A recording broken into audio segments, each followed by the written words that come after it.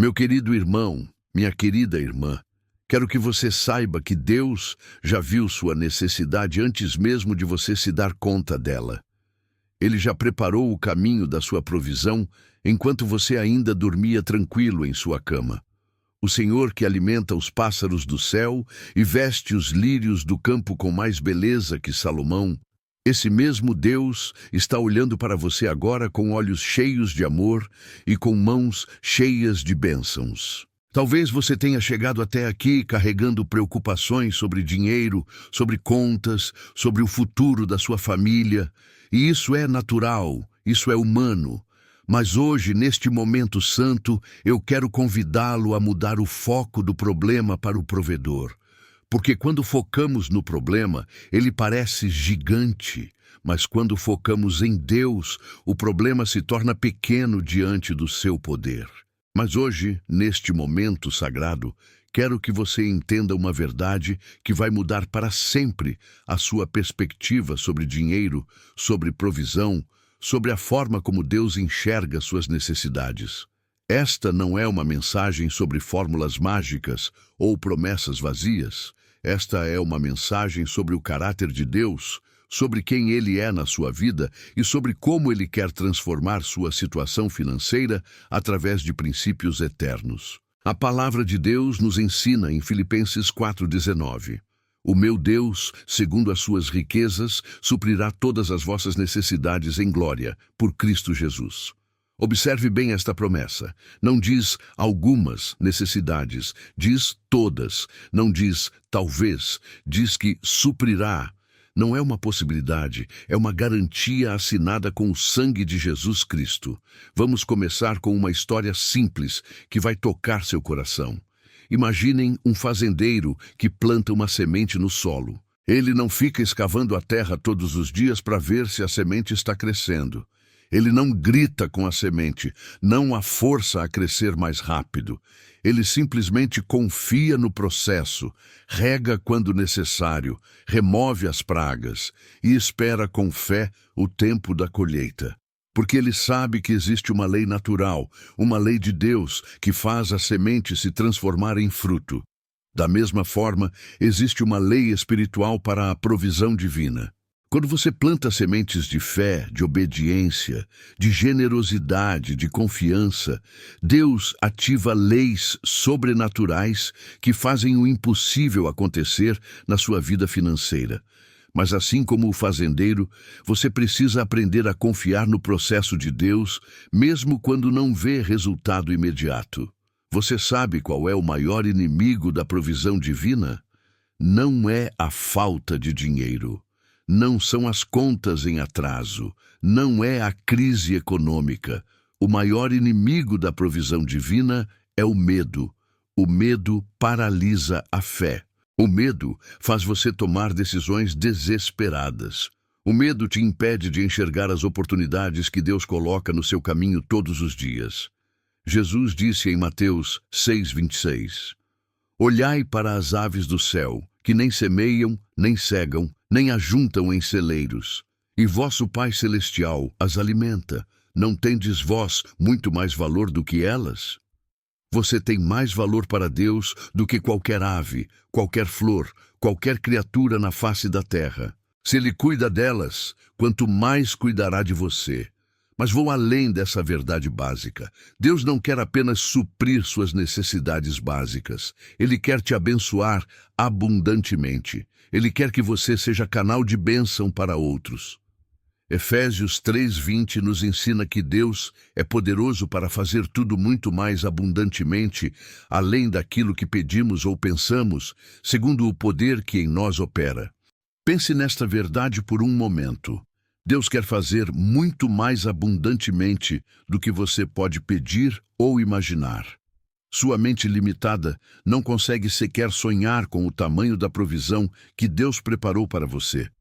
Suas orações mais audaciosas ficam pequenas diante do que Ele quer realizar na sua vida financeira. Agora, deixe-me compartilhar algo crucial. Deus não está interessado apenas em resolver seu problema financeiro temporário. Ele quer mudar completamente sua mentalidade sobre dinheiro. Ele quer transformar você de alguém que vive com medo da escassez em alguém que vive na confiança da abundância divina.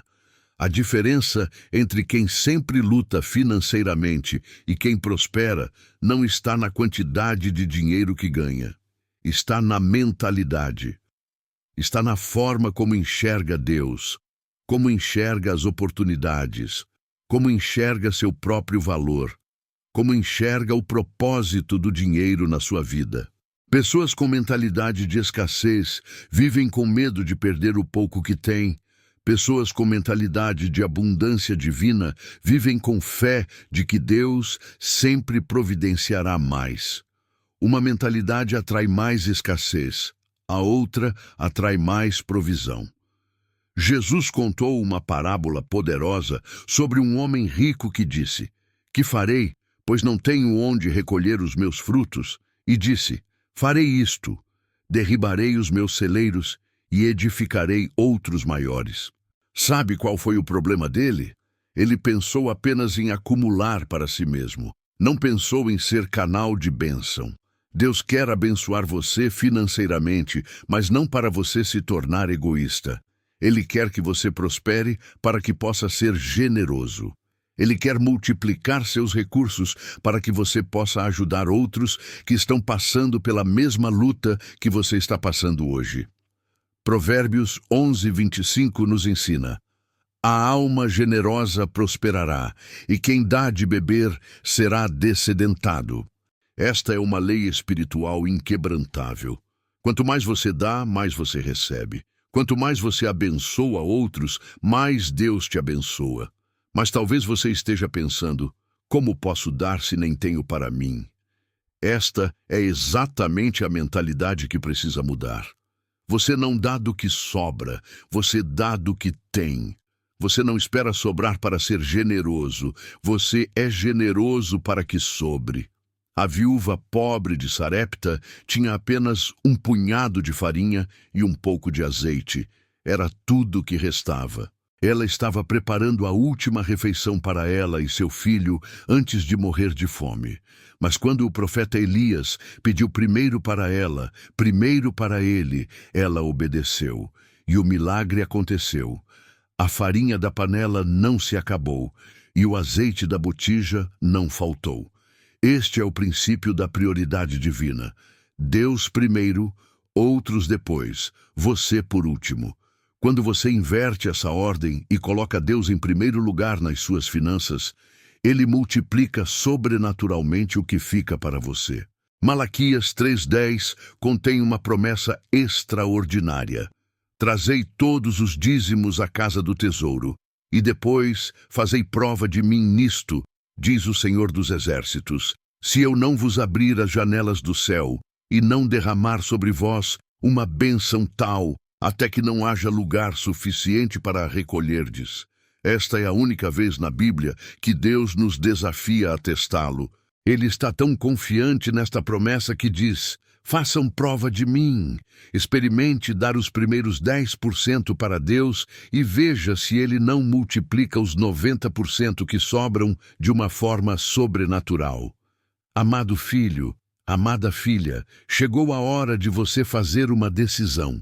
Você vai continuar vivendo com mentalidade de escassez, sempre preocupado, sempre calculando, sempre com medo? Ou você vai dar um passo de fé e começar a viver com mentalidade de abundância divina? Deus está esperando você confiar nele completamente. Ele está esperando você largar o controle e deixar ele ser o Senhor das suas finanças. Quando você faz isso, algo sobrenatural acontece. As portas cerradas se abrem, as oportunidades aparecem do nada, as ideias criativas explodem na sua mente, os relacionamentos certos surgem na sua vida. Agora quero levar você mais fundo nesta jornada de transformação financeira. Quero que você conheça Jesus, não apenas como seu Salvador, mas como seu provedor sobrenatural. Porque foi Ele quem disse: "Eu vim para que tenham vida e a tenham com abundância." A abundância não é apenas espiritual, é também material, quando alinhada com os propósitos de Deus. Vamos ao mar da Galileia, há 2000 anos. Pedro, um pescador experiente, havia trabalhado a noite toda e não pescou nada. Suas redes estavam vazias, seu barco estava vazio, suas esperanças estavam vazias. Era como você se sente agora em relação às suas finanças. Você se esforça, trabalha duro, mas os resultados não vêm. Então Jesus entra no barco de Pedro. E aqui está a primeira lição crucial. Quando Jesus entra na sua situação financeira, tudo pode mudar num piscar de olhos. Pedro podia ter dito: Jesus, você entende de carpintaria, eu entendo de pesca. Não preciso de conselho sobre meu negócio. Mas ele não disse isso. Ele permitiu que Jesus entrasse no seu trabalho, nas suas estratégias, nos seus métodos. Jesus então diz algo que parecia absurdo: faze-te ao mar alto e lançai as vossas redes para pescar. Era dia claro, não era hora de pescar. Eles já haviam tentado na melhor hora e não conseguiram nada. Mas Pedro respondeu: Mestre, havendo trabalhado toda a noite, nada apanhamos. Mas porque tu o dizes, lançarei a rede. Aqui está o segredo da provisão sobrenatural.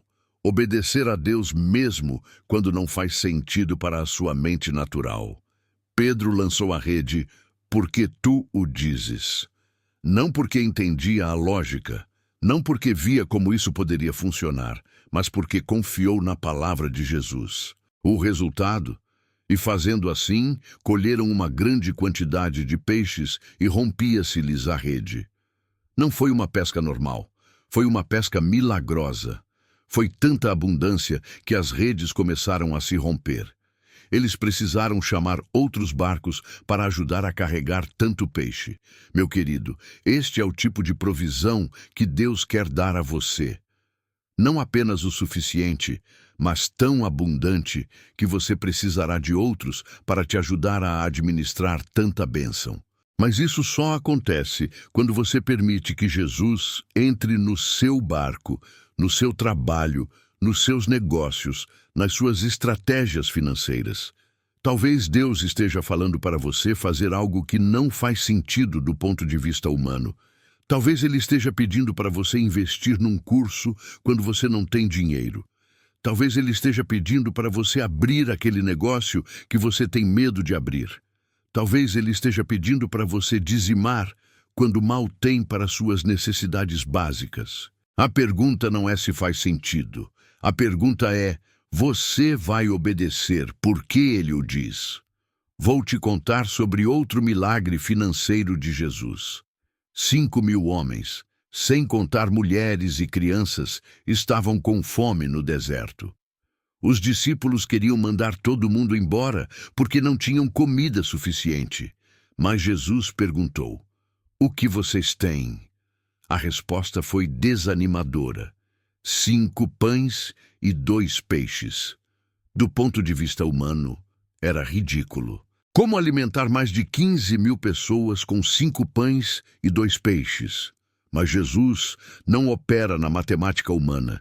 Ele opera na multiplicação divina. Ele pegou aquela oferta simples, orou, partiu e multiplicou. A lição aqui é profunda. Deus não precisa que você tenha muito para fazer milagres na sua vida financeira. Ele precisa que você dê o pouco que tem. O menino poderia ter guardado seu lanche e ido embora com fome junto com todo mundo. Mas ele entregou o pouco que tinha nas mãos de Jesus. E esse pouco se tornou muito.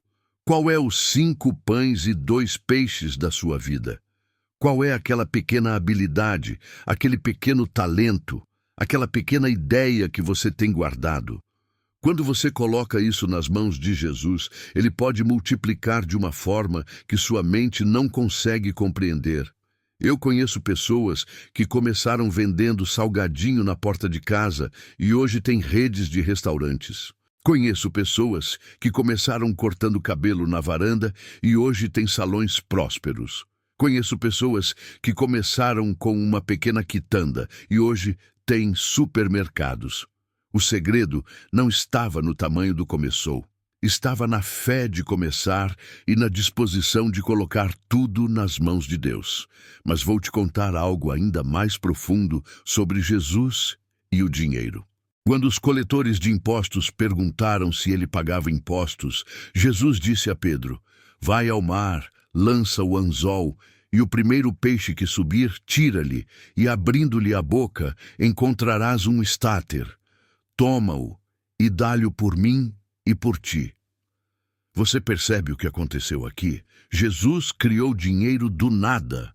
Ele fez um peixe carregar exatamente a quantia necessária para pagar os impostos dele e de Pedro.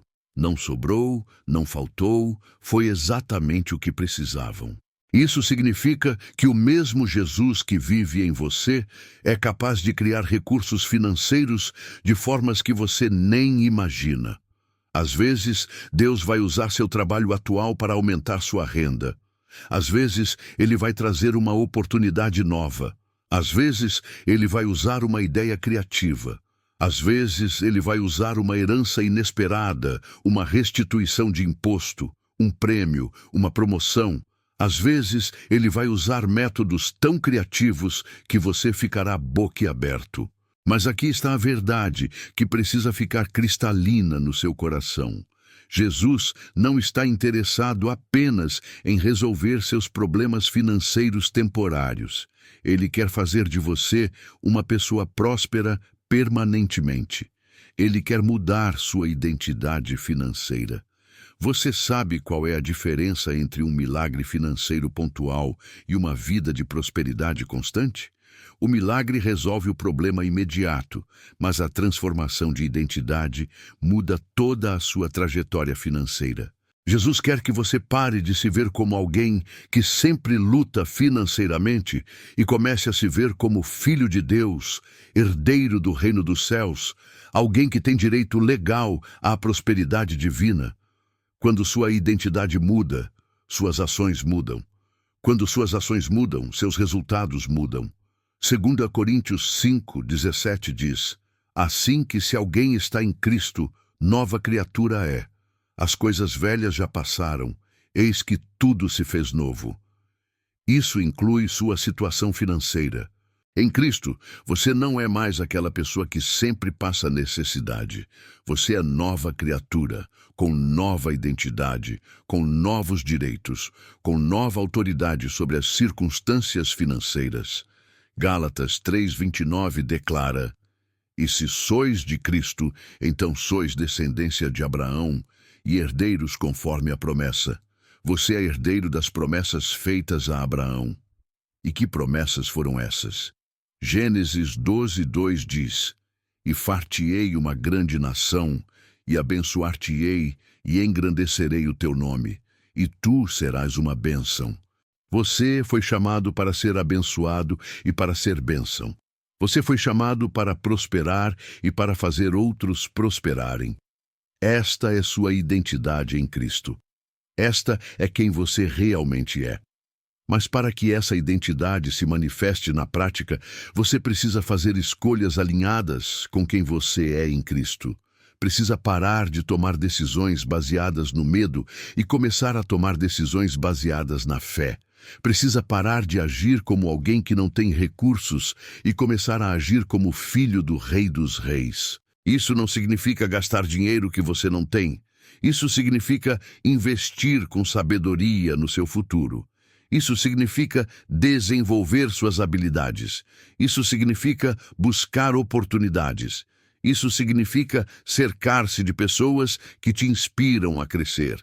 Isso significa estudar sobre finanças, sobre investimentos, sobre empreendedorismo. Deus vai fazer a parte sobrenatural, mas você precisa fazer a parte natural. Ele vai abrir as portas, mas você precisa estar preparado para entrar. Ele vai trazer as oportunidades, mas você precisa ter competência para aproveitá-las. Provérbios 22:29 nos ensina: vês um homem hábil na sua obra, perante reis será posto, não será posto perante homens obscuros. Quando você desenvolve excelência naquilo que faz, quando você se torna hábil na sua área, as melhores oportunidades começam a aparecer na sua vida.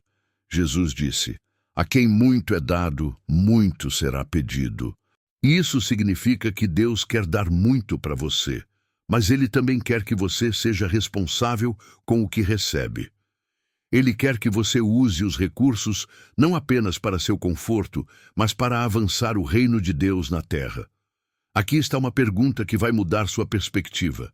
Se Deus desse para você R$1 milhão hoje, o que você faria? Sua resposta revela muito sobre sua maturidade financeira e sobre sua prontidão para receber grandes bênçãos. Se sua primeira reação foi pensar apenas em seus próprios desejos e necessidades, você ainda não está pronto para grandes recursos. Mas se você pensou também em como poderia usar esse dinheiro para abençoar outros, para apoiar ministérios, para ajudar necessitados, para criar empregos, então você está desenvolvendo a mentalidade de um verdadeiro mordomo dos recursos de Deus. E aqui chegamos ao ponto crucial desta oração, o momento da sua decisão pessoal. Jesus está estendendo a mão para você agora. Ele quer entrar no barco da sua vida financeira. Ele quer transformar sua escassez em abundância. Ele quer fazer de você um canal de bênção para muitas pessoas. Mas Ele não vai forçar essa mudança. Ele está batendo na porta do seu coração, mas você precisa abrir. Ele está oferecendo uma parceria divina para suas finanças, mas você precisa aceitar. Talvez você esteja sentindo medo, medo de confiar, medo de dizimar, medo de investir em si mesmo, medo de dar passos maiores. Este medo é natural, mas ele não pode controlar suas decisões. Jesus disse: não temais, pequeno rebanho, porque a vosso Pai agradou dar-vos o reino.